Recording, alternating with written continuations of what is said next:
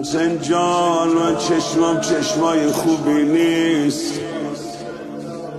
حسین جان من هرچی گفتم دروغ، عهد کردم شکستم، توبه‌ام شکستم، اونی که تو میخوای نشدم، نبودم.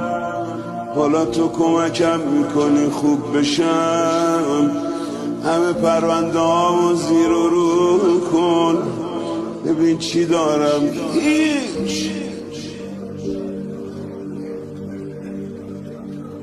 اما تو یه چیزی به ابوالفضل دروغ نگفتم، من تو رو خیلی میخوام.